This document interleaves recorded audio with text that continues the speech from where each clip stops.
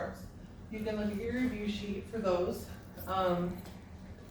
and know how we make bonds for carbs and know how we break apart bonds for carbs.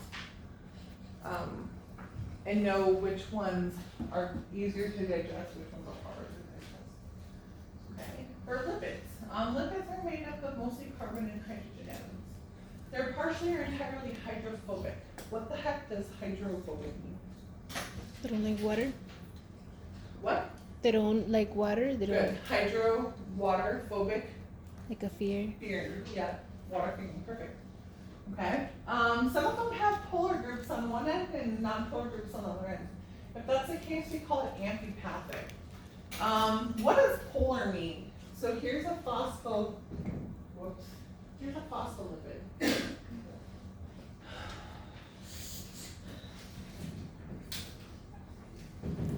We often say this head is polar, and then the tails are non-polar.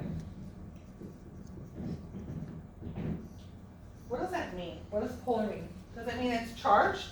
Yeah. No, it doesn't. Does it mean it's not charged? No, it doesn't mean that either. What does polar mean?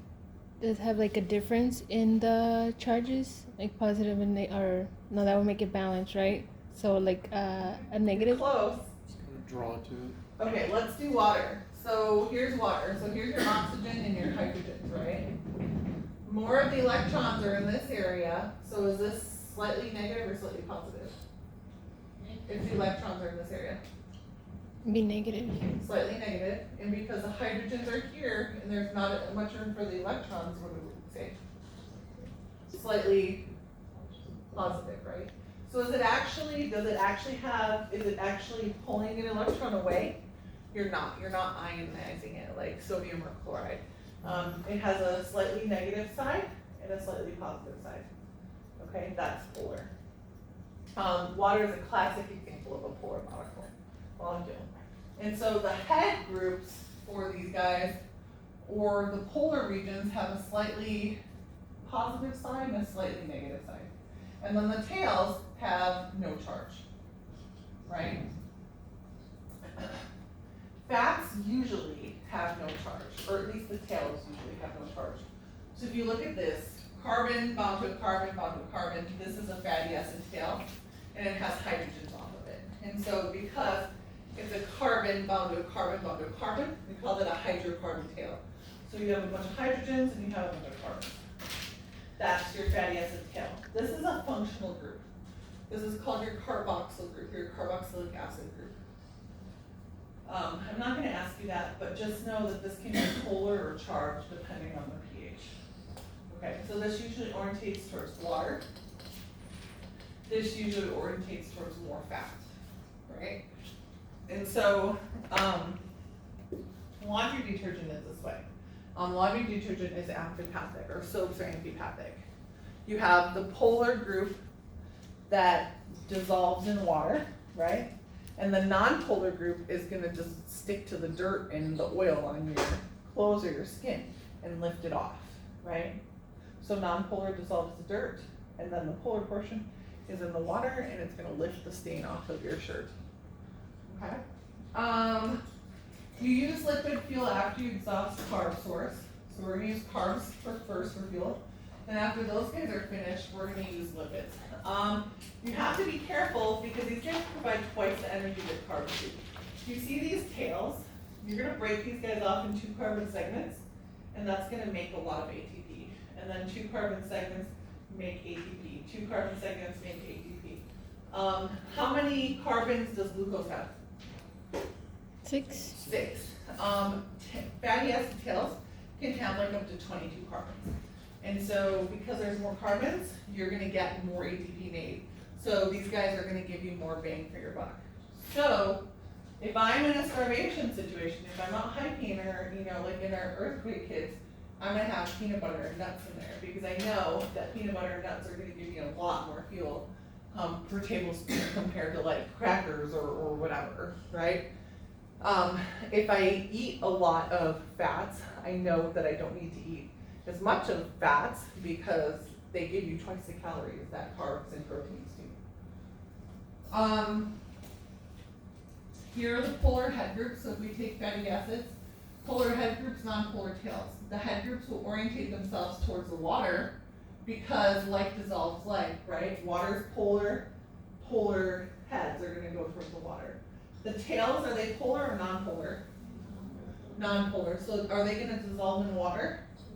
No, there's no way in heck you're gonna get something not charged to dissolve in water. It's not gonna happen. Okay, so lipids, because they're not water soluble, because they're fat soluble, or they're lipid loving and water fearing, they don't dissolve in water. So think about this. When you eat fats, how do you get fats to your tissues? How do you get fats to your adipose tissue? You have to go in the plasma, right? Are the fats gonna dissolve in the plasma if the plasma is water? No. No, they can't because they're fat. So they're gonna need some type of transport protein to get them transported in the plasma.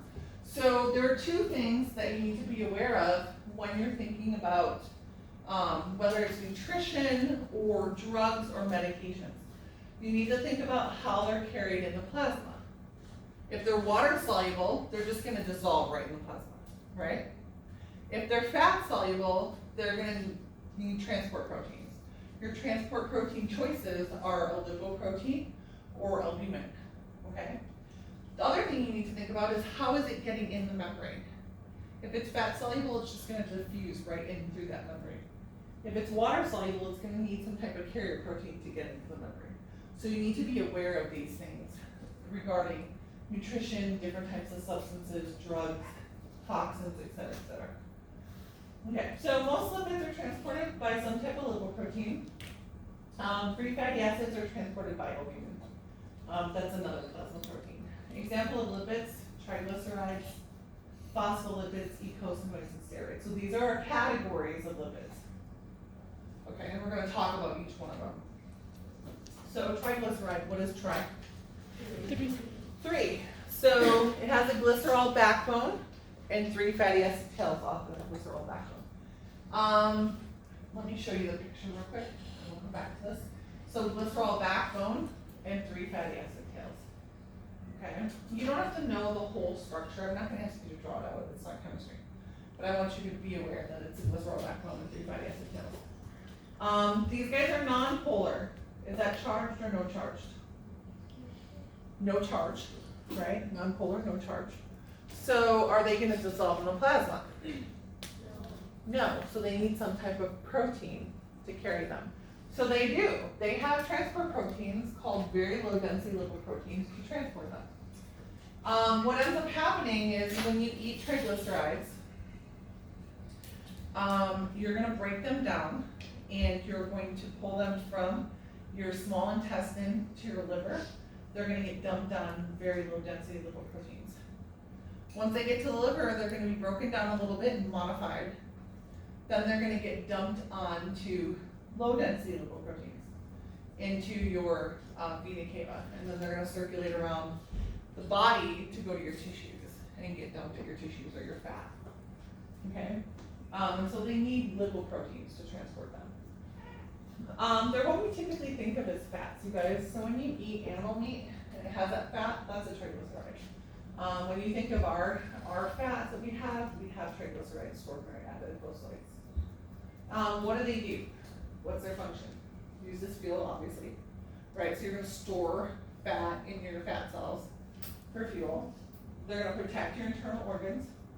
You use it as insulation so you don't lose heat to the environment. The most important one, you guys, is they're gonna trap and store lipid soluble vitamins and drugs and toxins. So fat soluble vitamins, I want you to know those.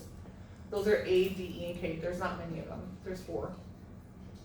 So fat soluble vitamins, A, D, E, and K, and then fat soluble drugs and toxins like mercury and DDT. Why is mercury so dangerous? Mercury is a heavy metal. It's gonna bind to your enzymes and make them inactive, so they're not gonna be able to work. DDT is a toxin that was used in pesticides. They do use DDT now. It used to not be legal to use it. But we do use it now. It toxifies, stays in your body fat, and it bioaccumulates, and so you can pass it in through breast milk, or you can pass it on to your offspring, because it's in your fat. It's really dangerous because it really affects bird populations. It makes their shells really weak, and so when the birds sit on their shells break, and that's why the eagle populations plummeted so drastically in the 1950s because of DDT. Lipid soluble vitamins. So let's say I had low vitamin D. And the doctor's like, oh, take 1,000 units of vitamin D. Then I get home and I'm like, oh, if he said take 1,000 units, I'm assuming I'll just take 5,000, that'll be better, right? What's the problem? It's an overdose. Yeah, are you gonna pee it out, or are you gonna store it in your body fat? You're gonna pee it out. You're gonna store it in your body fat, because these are fat soluble vitamins, and so you're gonna store them in your body fat. So can you overdose on these? You can. Okay, what if I chug a gallon of orange juice? Do I have to worry about overdosing on vitamin C? No, why not? Because it Because dissolves. you pee it out. Mm. Okay, and so you have to think of, if it's fat soluble, if it's a drug or, you know, a vitamin or what have you, it's gonna be stored in the body tissue, and you have to be careful, because you can have toxic levels. You can accumulate it into the tissue. If it's water soluble, you don't have to worry about it, 'cause you're just gonna pee it out in the kidney anyway. Okay, so here's your triglyceride. Glycerol backbone, 3 fatty acid tails. Each one of these is a carbon. So carbon, carbon, carbon, carbon, et cetera, et cetera. Here's a better picture of it. So here's a triglyceride, right? This is what we're taking in. Notice it's carbon to carbon to carbon to carbon bond, and you have hydrogens off of them. This is your carboxylic acid or carboxyl functional group. In order to get this to be digested, you have to go through hydrolysis. So you're gonna use fat enzyme lipase, which is secreted in your small intestine. Lipase plus water is gonna break these bonds. So then you have the glycerol plus your fatty acid tails. You're gonna use that for fuel. These guys you're gonna break down into 2 carbon chunks and make ATP.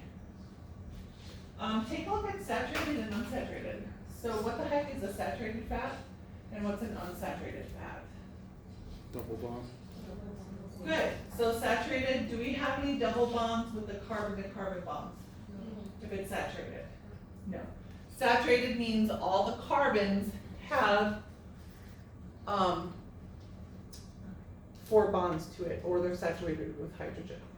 Okay? What happens when I pull 2 hydrogens away? What do I form? Double bond. Look right here. So I pulled 2 hydrogens away, and I formed a double bond, right? So if I pulled 2 hydrogens away, is that saturated? No, it's unsaturated. How do I know? Because I have a double bond there. That tells me that it's unsaturated. Okay? So it's unsaturated with hydrogens. It has less hydrogens than it could. Okay? That's the difference between saturated fats and unsaturated fats. Which one is better for you? Saturated or unsaturated? Unsaturated is better for you. It's harder to digest, takes longer to digest. You're gonna, it's gonna sustain you longer, right? Saturated, they're easier to digest, and because they're easier to digest, they can be stockpiled faster. Okay. So fatty acid or fatty acid tails are long chain of carbons and hydrogens with a carboxylic acid group at the end, so COOH. The tail or the chain is nonpolar. This carboxylic acid group is polar. So here's an example of a fatty acid. This is lauric acid. The hydrocarbon chain, or the hydrocarbon tail, is nonpolar. It's just carbons and hydrogens. There's nothing polar about it. The COOH though is polar.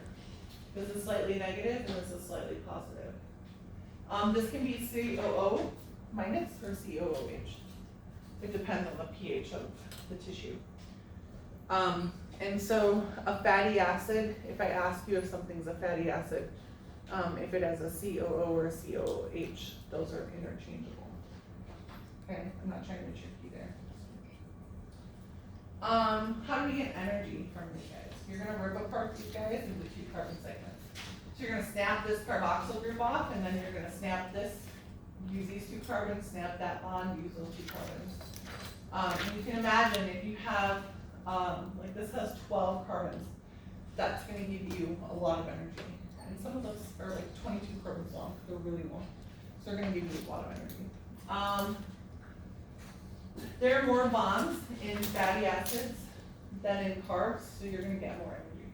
Most of the fatty acids we can synthesize, but some we have to get from our diet. The ones that we have to get from our diet are called essential fatty acids. Okay, omega-3s and omega-6s are essential fatty acids, right? Omega-3s come from cold water fish, like anchovies, sardines, your trout, your salmon, and from your nuts and avocados. The omega-6s come from animal meat. So most people in Western society have enough omega-6s. We don't get enough of omega-3s, okay? How do we characterize these guys, or how do we name them? We can say that they're short chain fatty acids, medium chain, or long chain fatty acids. And we can talk about the number of bonds. So they're saturated, meaning how many double bonds do they have if they're saturated? None, right? Because they're saturated with hydrogens. Unsaturated, monounsaturated would be what? 1 double bond. Polyunsaturated? Yeah, many. Okay, good. The more unsaturation you have in that fat, the healthier it is. Okay? Essential fatty acids, omega-3s and omega-6s are essential fatty acids. Why are they essential? You have to get them from the diet. Your body cannot make them. You have to get them from an outside source. Okay? Omega-3 fatty acids, we need to work on this in the Western diet. They're associated with healthy brain and nerve functioning and a decrease in general body inflammation. Your omega-3 fatty acids are eicosapentaenoic acid, EPA, docosahexaenoic acid, DHA, and alpha-linoleic acid, ALA. These guys are found in your cold water fishes, your flaxseed, walnuts, and avocado. Where else do you see DHA, guys?